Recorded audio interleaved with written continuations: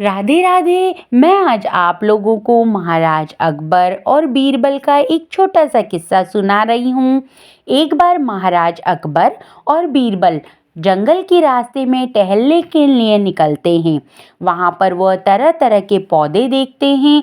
तो उसी समय बीरबल को तुलसी का पौधा दिखता है। तो वो हाथ जोड़ के तुलसी जी को प्रणाम करते हैं। तब महाराज अकबर कहते हैं कि बीरबल, ये पौधा कौन है और कैसा है ये पौधा जिसे तुम प्रणाम कर रहे हो? तब बीरबल कहते हैं कि ये तुलसी का पौधा है, यह बहुत पूजनीय है, आप भी इसे हाथ जोड़कर प्रणाम कीजिए।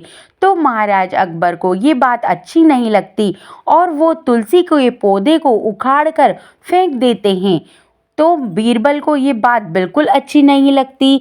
उस समय तो वो कुछ नहीं बोलते, लेकिन थोड़ी आगे जाने पर एक खुजली का कांटेदार पौधा रहता है, वो देखते हैं और बीरबल कुछ सोचकर उस पौधे को दंडवत प्रणाम करते हैं।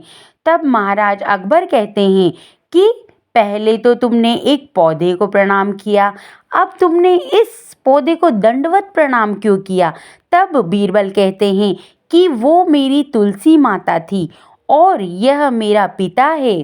तो ऐसे कहते ही अकबर को गुस्सा आता है और वो उस पौधे को भी उखाड़ कर फेंक देते हैं। लेकिन उस पौधे में के उखाड़ने से उनके हाथ में कांटे लग जाते हैं और थोड़ी ही देर बाद उस पौधे से उनके शरीर पर जगह जगह खुजली होने लग जाती है। तब बीर अकबर कहते हैं कि बीरबल, वो क्या था? उससे तो मेरे हाथों में, शरीर में खुजली लग रही है।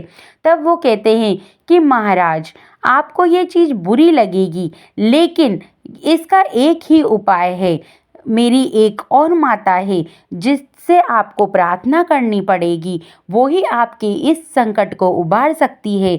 तब महाराज अकबर कहते हैं कि वो कौन है? कि वो गौ माता है और गौ माता से आपको हाथ जोड़कर उनका गौमूत्र और उनका गोबर लेप करना पड़ेगा, लेकर अपने शरीर पर लेप करना पड़ेगा।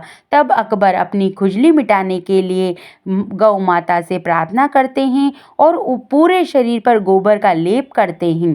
थोड़े समय बाद उनकी खुजली मिट जाती है। तब अकबर कहते हैं कि अब मैं इस प्रकार से राजमहल में कैसे जाऊं? अब तुम बताओ कि अब मैं क्या करूं? तब बीरबल कहते हैं कि मेरी एक और माता है जो आपके इस कष्ट को भी मिटा सकती है। आप ऐसा कीजिए, ये मेरे सामने गंगा माता है, इसमें डुबकी लगा लीजिए और तो आपके सारा गोबर छूट जाएगा और आप राजमहल में चल सकते हैं।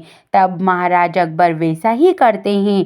गोबर वाले शरीर के लेप वाले शरीर से गंगा में छलांग लगा देते हैं और उसमें स्नान करके बाहर निकलते हैं। तो उनकी सारी खुजली और गोबर सब मिट जाते हैं। तब वह बीरबल से हाथ जोड़कर कहते हैं कि अब मुझे पता चल गया कि तुम्हारी तुलसी माता, तुम्हारी गौ माता और तुम्हारी गंगा माता, ये हमारे लिए तीनों ही पूजनीय हैं। मैं तुम्हारे साथ साथ इन तीनों को ही प्रणाम करता हूँ। इस प्रकार बीरबल महाराज अकबर को हमारी जो तीनों माताएं हैं उनका